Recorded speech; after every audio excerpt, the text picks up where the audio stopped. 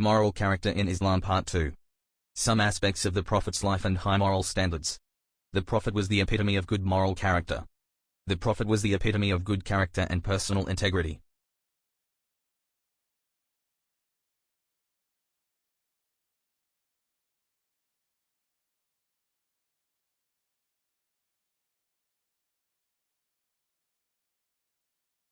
When Aisha, one of the Prophet's wives, was asked about the character of the Prophet, she replied, his character was the Qur'an.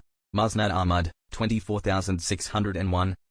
Sahih Muslim, 746. This means he translated the noble teachings of the Qur'an into reality. Humility. The Prophet was so humbled that he did not like people to rise to their feet upon his arrival, and he even forbade them from doing so. Although no one was dearer to his noble companions than the Messenger of Allah, they would not stand up for him when they saw him coming, for they knew that he disliked that. Musnad Ahmad, 12345, Musnad al-Bazzar, 6637. Before Adi ibn Hatim, an Arab notable, embraced Islam, he came to Medina to find out about the new faith. As we were making for the Prophet's house, he later recalled, there met him an old feeble lady with some children who asked him to stop, and he stopped for a long time while she was telling him of her needs. I said to myself, this is certainly no king, he does not behave like Khosrow or Caesar. Musnad Ahmad, 19381. His actions and movements while in the company of his companions were characterized by homely simplicity and utter humility, so much so that a stranger would not be able to tell who he was. Once, a man came and said, who amongst you is Muhammad? Sahih Al-Bukhari, 63. Anas ibn Malik said, any of the female slaves of Medina could take hold of the hand of Allah's messenger and take him wherever she wished.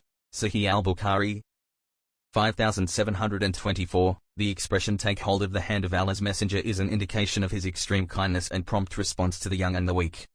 This report reveals the Prophet's utter humility, in that it mentions his readiness to attend to the needs of some of the most vulnerable members of society, women and female slaves. Once he declared, a person who has an atom's weight of pride in his heart will not enter paradise. Sahih Muslim, 91. Mercy. The Prophet said, those who are merciful will be given mercy by the most merciful. Be merciful to those on the earth, and the one above the heavens will have mercy on you.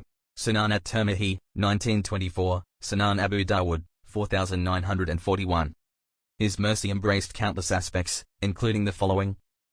Mercy towards children. A Bedouin once came to the Prophet and said, do you kiss your children? We do not kiss them. The Prophet said, can I put mercy in your heart after Allah has removed it? Sahih Al-Bukhari, 5652, Sahih Muslim, 2317. On another occasion, a man saw the Prophet kissing his grandson, Al-Hasan ibn Ali, and said to him, I have 10 children, but I have never kissed any of them. The Prophet looked disapprovingly at him and said, he who does not show mercy to others will not be shown mercy. Sahih Muslim, 2318. Once he carried his granddaughter Zainab while standing in prayer, and he put her down gently when he prostrated. Sahih Al-Bukhari, 494, Sahih Muslim, 543. If he heard a baby crying while the mother was praying behind him, he would shorten the prayer so that the mother could attend to the baby's needs. Abu Qatada narrated that the Prophet said, when I begin the prayer, I always intend to make it long. However, if I hear a baby crying, I shorten it, as I do not wish to cause his mother any distress. Sahih Al-Bukhari, 675, Sahih Muslim, 470. Mercy towards women. The Prophet urged his companions to look after girls and show kindness to them.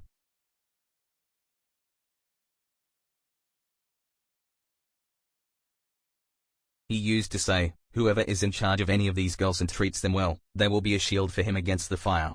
Sahih Al-Bukhari, 5649, Sahih Muslim, 2629.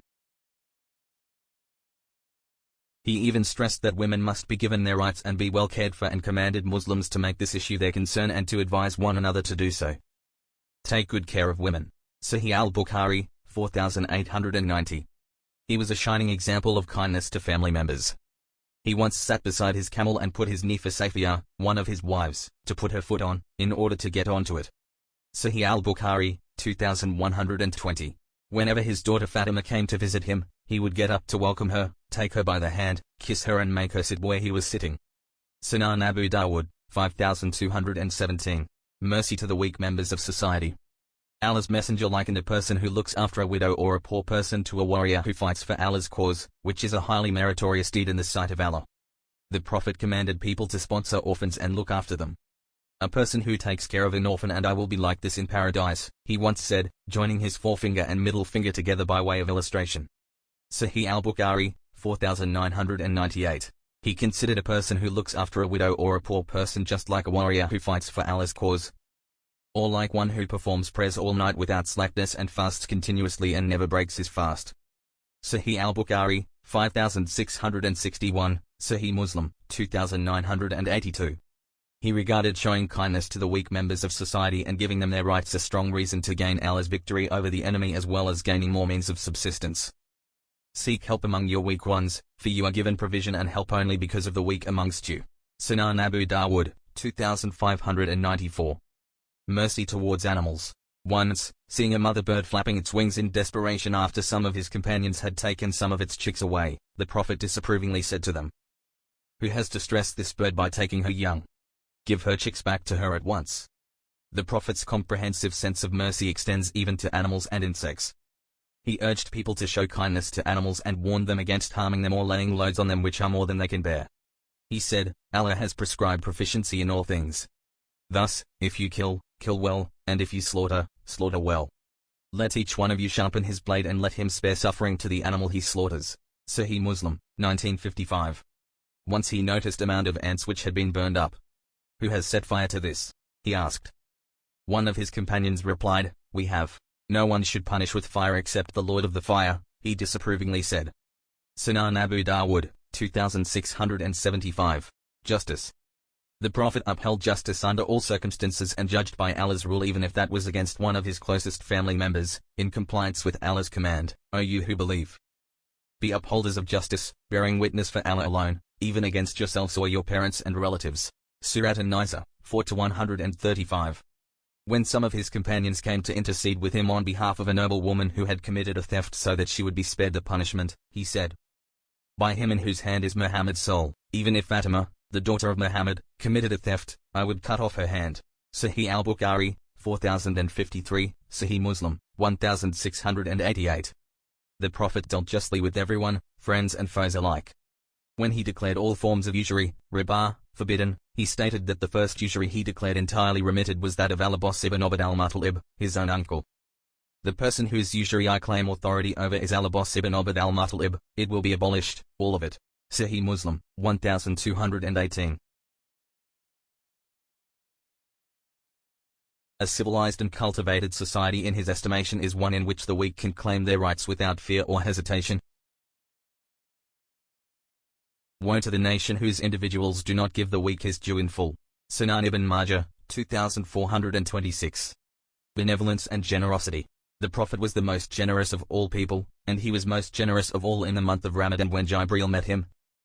Jibreel used to meet him every night in Ramadan until the end of the month and teach him the Qur'an.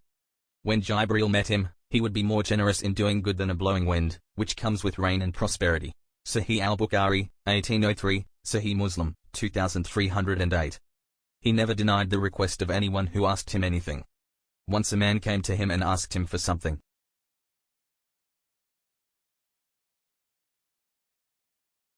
The Prophet gave him a flock of sheep filling the area between two mountains. The man was so happy that he returned to his people and called them to Islam, saying, "Embrace Islam, for Muhammad is so generous that he gives in charity without fearing poverty." Sahih Muslim, 5423. Once he received 80,000 dirhams, so he placed the amount on a mat and gave it in charity, not turning away anyone who asked him for something until the full amount was distributed. Mustadrak al-Hakim, 5423.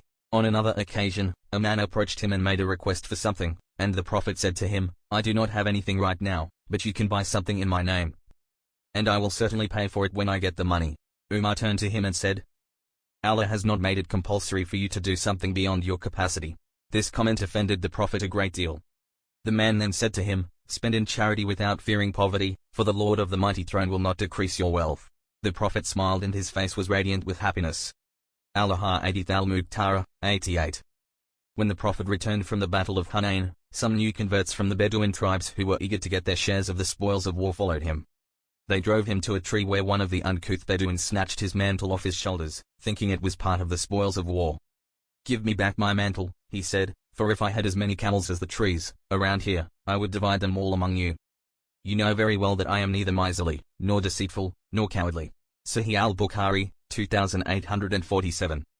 May Allah's peace and blessings be upon Prophet Muhammad, for he is indeed the epitome of excellent moral character in all aspects of life.